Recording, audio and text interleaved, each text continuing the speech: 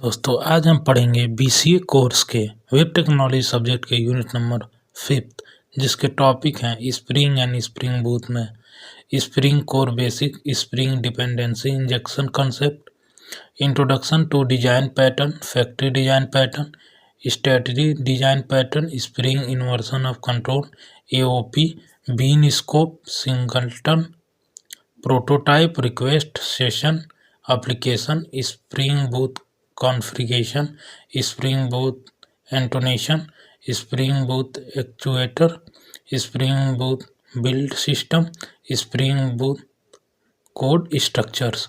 जिसमें हम पहला टॉपिक देखेंगे spring core basic. Spring basically क्या होता है? Spring framework is a Java based lightweight framework use to build enterprise application. Spring क्या होता है? स्प्रिंग होता है जावा बेस्ड लाइटवेट फ्रेमवर्क। इसका यूज करके हम लोग इंटरप्राइज एप्लीकेशन बिल्ड करते हैं। इसका कुछ की फीचर होता है, जैसे ये लाइट वेट होता है, हल्का होता है, डिपेंडेंसी इंजेक्शन होता है, मतलब इंजेक्शन पर डिपेंड होता है। फिर होता है एओपी एक्सपेक्ट ओरिएंटेड प्रोग्रामिंग होता है। फिर मॉड्यूलर आर्किटेक्चर होता है और एक और होता है easy integration with other framework, दूसरे फ्रेमवर्क से इंटीग्रेट हो जाता है। अगला टॉपिक हम लोग देखेंगे स्प्रिंग डिपेंडेंसी इंजेक्शन क्या होता है। Dependency injection means giving the required object to a class instead of creating them inside a class. मतलब कोई भी हम लोग क्लास क्रिएट कर रहे हैं ऑब्जेक्ट से, उस ऑब्जेक्ट का ना होकर हम बाहर से कोई भी इंजेक्शन कर दें ऑब्जेक्ट के, इसी को कहते हैं हम लोग स्प्रिंग डिपेंडेंसी इंजेक्शन। जैसे क्या होता है, spring created object and inject them using constructor injection, setter injection, field injection. ये तीन तरीके से स्प्रिंग क्या करता है, ऑब्जेक्ट क्रिएट करता है और उसको इंजेक्ट कर देता है। इसका एग्जांपल आप लोग देख सकते हैं, public class student, private address ADDR, फिर होता है पब्लिक स्टूडेंट एड्रेस में एड्रेस, फिर ADDR this dot ADDR equal to ADDR. फिर देखेंगे हम लोग spring inject address object into student. In spring क्या किया, इंजेक्ट कर दिया एड्रेस ऑब्जेक्ट किसमें, स्टूडेंट में। फिर अगला टॉपिक हम लोग देखेंगे introduction to design pattern. Design pattern का इंट्रोडक्शन क्या होता है? Design pattern are the solution of common programming problem. ये क्या है? डिजाइन पैटर्न ये सॉल्यूशन है कॉमन प्रोग्रामिंग प्रॉब्लम के। ये क्यों यूज किया जाता है? रीयूजेबिलिटी, मेंटेनेबिलिटी, क्लियर आर्किटेक्चर के लिए सब यूज किया जाता है। इसके 2 कॉमन पैटर्न होता है। पहला होता है फैक्ट्री पैटर्न, दूसरा होता है स्ट्रेटजी पैटर्न। देखेंगे एक एक करके। फैक्ट्री डिजाइन पैटर्न क्या होता है? It is used to create object without exposing creating logic। मतलब बिना कोई क्रिएटिंग लॉजिक को हम लोग ऑब्जेक्ट क्रिएट करते हैं। इसमें कोई भी यूजर का रोल नहीं होता, जो भी ऑब्जेक्ट क्रिएट करता है वो आपका फैक्ट्री करता है। मतलब यहाँ पे एक रियल लाइफ एग्जांपल देख सकते हैं। You go to a laptop store and say give me a gaming laptop. आप कोई लैपटॉप के दुकान पे गए हैं और वहाँ पे कहें कि मुझे एक गेमिंग लैपटॉप चाहिए, तो शॉपकीपर जो यहाँ पे फैक्ट्री हो जाएगा वो क्या करेगा, give you the correct laptop. You do not see how it built, which component were use. आपने वो नहीं देखा कि कैसे ये बिल्ट हुआ है और कौन सा कंपोनेंट इसमें यूज हुआ है, और शॉपकीपर ने आपको एक करेक्ट गेमिंग लैपटॉप दे दिया। वही होता है आपका फैक्ट्री डिजाइन पैटर्न। इसका एग्जांपल ये देख सकते हैं, क्लास से factory, public shape get shape, string type होता है। फिर इफ कंडीशन लगा दे, टाइप डॉट इक्वल सर्कल होगा तो रिटर्न कर देगा न्यू, फिर एल्स अगर रिटर्न कर देगा न्यू स्क्वायर। फिर अगला देखेंगे strategy design pattern. Strategy design pattern क्या होता है? It allows selecting different algorithm at run time. ये क्या करता है? डिफरेंट एल्गोरिथम सेलेक्ट करता है कब, रन टाइम पे। इसका रियल लाइफ एग्जांपल देख सकते हैं। Imagine you are using Google map, आप गूगल मैप यूज कर रहे हैं। You can choose car route, उसमें कार रूट ही होता है, वॉकिंग रूट होता है, बस रूट होता है, बाइक रूट होता है, ऐसे ही आप लोग चेंज कर देते हैं। The map remain the same, only the route strategy change. Map वही रहेगा, केवल रूट आप लगा चेंज हो जाएगा। इसका एग्जांपल देख सकते हैं। इंटरफेस पेमेंट स्ट्रेटजी, वाइड पे क्लास होता है, कार्ड पेमेंट होता है, इम्प्लीमेंटेड और पेमेंट स्टडी, और एक और होता है UPI payment implements payment strategy. आप कार्ड से पेमेंट कर दें या यूपीआई से। ये यूज किस में होता है, पेमेंट सिस्टम में होता है, सॉर्टिंग में होता है और लॉगिंग सिस्टम में होता है। अगला टॉपिक हम लोग देखेंगे spring inversion of control, IOC। Inversion of control means क्या होता है, you do not create object yourself, spring created the object and give them to you. इसमें हम लोग ऑब्जेक्ट अपने आप से क्रिएट नहीं करते हैं, स्प्रिंग क्रिएट करता है और हमें दे देता है। जैसे आप लोग एग्जांपल देख सकते हैं। Imagine you need a driver and A car, आपको एक ड्राइवर चाहिए और एक कार चाहिए, एक कार के लिए। विदाउट IOC मतलब inversion of control, you by A car yourself, you drive. आपने एक कार बाय किया और आप ड्राइव कर रहे हैं। अब विथ IOC क्या हो गया, एक taxi app like Uber, Ola give you car, you only use it. मतलब अगर IOC लगा दिए तब क्या होगा, आपने एक टैक्सी ऐप यूज किया, वहाँ से आप कार को यूज कर लिए और उसको दे दिए वापस। You do not create a car, आप कार नहीं क्रिएट करें, केवल उसका यूज किए। फिर इसका IOC में कुछ कंटेनर होते हैं, क्या करते हैं, क्रिएट ऑब्जेक्ट करते हैं, inject dependency, manage life cycle. IOC is implemented by using, ये किससे इम्प्लीमेंट होता है, एप्लीकेशन कंटेस्ट और बीन फैक्ट्री से। फिर अगला टॉपिक देखेंगे AOP, एक्सपेक्ट ओरिएंटेड प्रोग्रामिंग क्या होता है। Object oriented programming is a technique in Spring that allow you to add common feature like logging, security, transaction without writing them inside every class। मतलब इसका ये होता है कि ये अलाउ करता है कॉमन फीचर, जैसे लॉगिंग हो गया, सिक्योरिटी हो गया, ट्रांजेक्शन प्रोग्राम में, without writing them inside a class. मतलब बिना क्लास में राइटिंग किए ये सब फीचर ऐड करता है, लॉगिंग, सिक्योरिटी, ट्रांजेक्शन। इसके कुछ की टर्म होते हैं जैसे expect, advise, point cut. Expect में देखेंगे कॉमन फंक्शनलिटी होता है, एडवाइज में होता है action taken before after method, pointcut में होता है वेयर एडवाइज अप्लाई, और लास्ट होता है joint point where code executed. Example इसका हो सकता है logging before method, authentication check, exception handling. अगला हम टॉपिक देखेंगे बीन स्कोप क्या होता है। Bean scope tell how many object of bean spring should created and how long they should live. मतलब बीन स्कोप ये बताता है कि हाउ मेनी कितने ऑब्जेक्ट क्रिएट हुए और कितने समय तक वो लाइव रहेंगे, मतलब कितने ऑब्जेक्ट क्रिएट हुए और कितने समय तक वो लाइव रहेंगे, यही होता है आपका bean scope. Spring by default create one object per bean, spring by default create करता है एक ऑब्जेक्ट के लिए एक bean, but you can change this behaviour. एक होता है जो आपका singleton scope, singleton नाम से पता चल रहा है, ओनली वन बीन और ऑब्जेक्ट इज क्रिएटेड, जिसमें केवल एक बीन या ऑब्जेक्ट क्रिएट हो, उसे कहते हैं सिंगल टोन।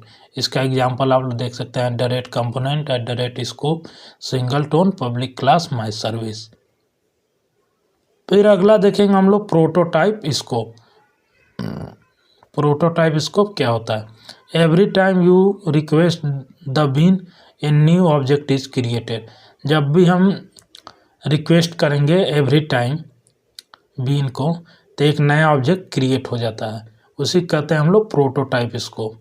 इसका एग्जांपल देख सकते हैं @component scope prototype public class user service, फिर यहाँ पे नाउ कर देंगे user service u1 context dot get bean, फिर user service u2 context dot get bean, फिर यहाँ पे आप लोग डिफाइन कर देंगे।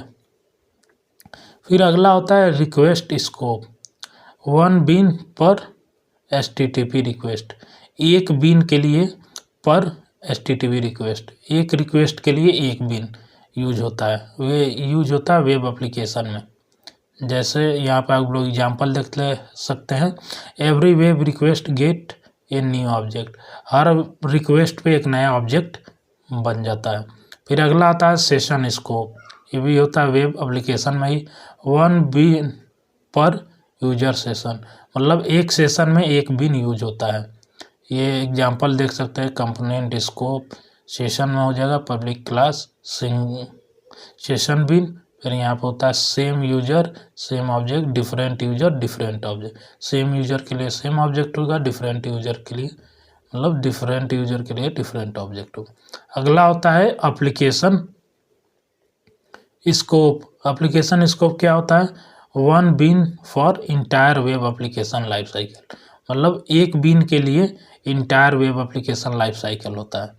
Equivalent to servlet concept scope, इसका एग्जांपल आप लोग देख सकते हैं component scope application public class app bean. अगला हम लोग टॉपिक देखेंगे spring boot configuration.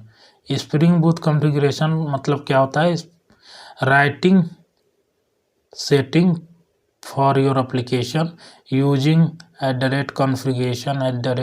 @configuration property और application.property lettering spring boot injection value automatically. Spring boot configuration मतलब ये होता है कि राइटिंग करते हैं setting property for your application, आपके एप्लीकेशन के लिए राइटिंग सेटिंग प्रॉपर्टी करते हैं, फिर यूज करते हैं कुछ कॉन्फ़िगरेशन प्रॉपर्टी और कुछ application property. Spring boot makes configuration easy without long XML file, बिना लॉन्ग XML फाइल को स्प्रिंग क्या करता है कॉन्फ़िगरेशन इजी कर देता है।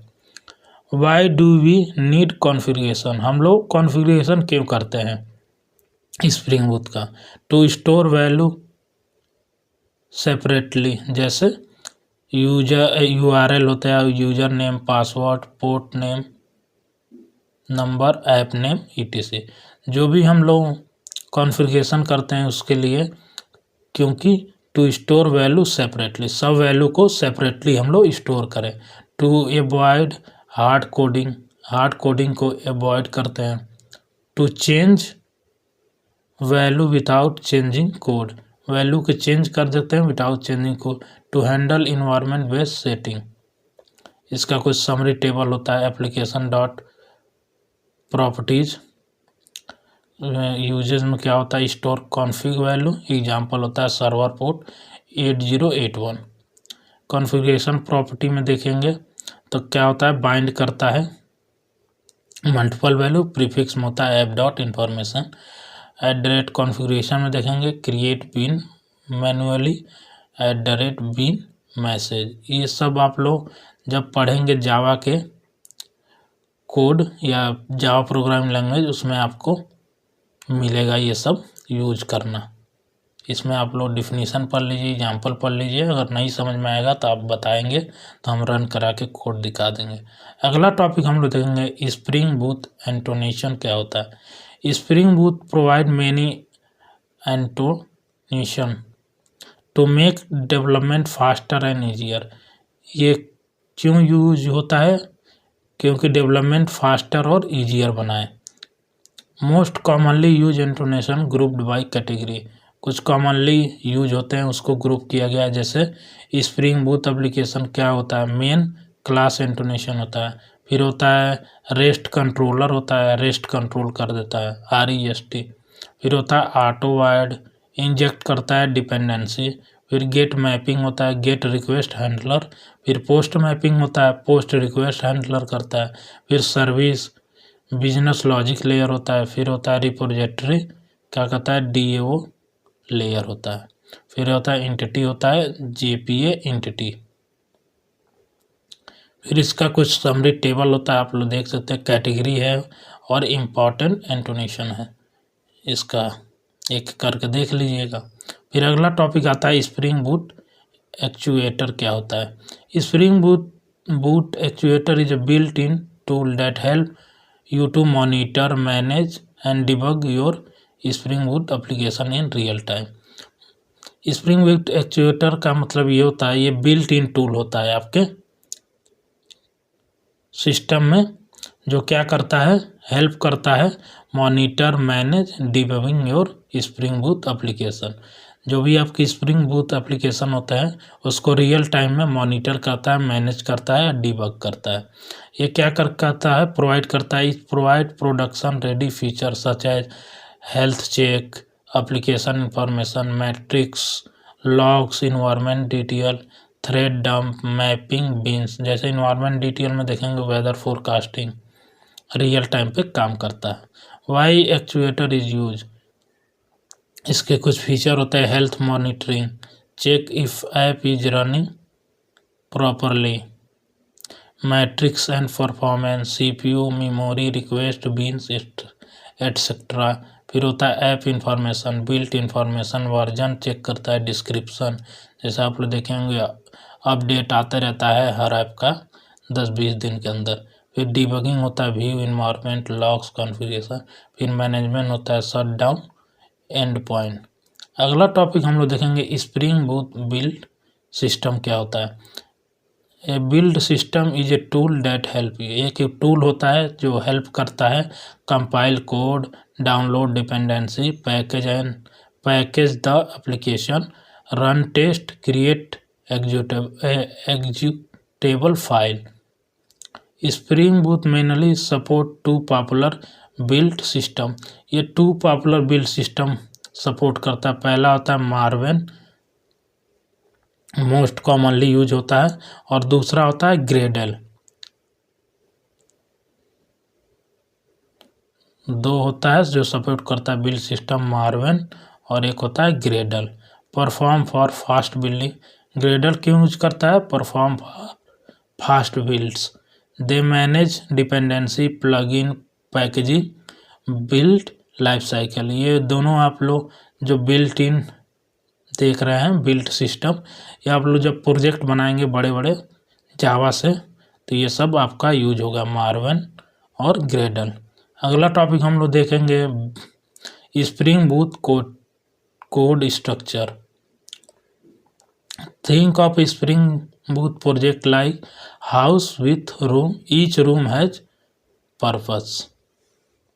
जैसे आप कोई घर में बहुत सारे रूम हो, हर रूम का एक अलग अलग पर्पस हो, जैसे कोई आपका लिविंग रूम हो गया, कोई आपका बेडरूम हो गया, कोई आपका वॉशरूम हो गया, कोई आपका हॉल हो गया। सब रूम का अलग अलग फंक्शन है लेकिन एक ही हाउस के अंदर है। जैसे इसमें आप लोग देख सकते हैं स्प्रिंग बूट कोड स्ट्रक्चर में पहला होता है मेन फोल्डर, क्या करता है, कंटेन करता है प्रोजेक्ट इन्फॉर्मेशन, मतलब इसके अंदर प्रोजेक्ट का इन्फॉर्मेशन, जैसे XML फाइल होता है, SRC होता है, टारगेट होता है। फिर होता है आपका SRC मेन जावा, जिसमें हम लोग जावा के कोड लिखते हैं, this is where use Java code live, जहाँ पे हम लोग जावा का कोड लिखते हैं, ये आपका होता है सेकेंड स्टेप। फिर होता है SRC main resource, this is where you config and static file go, जहाँ पे आपके कॉन्फ़िग और स्टैटिक फाइल को रखा जाता है।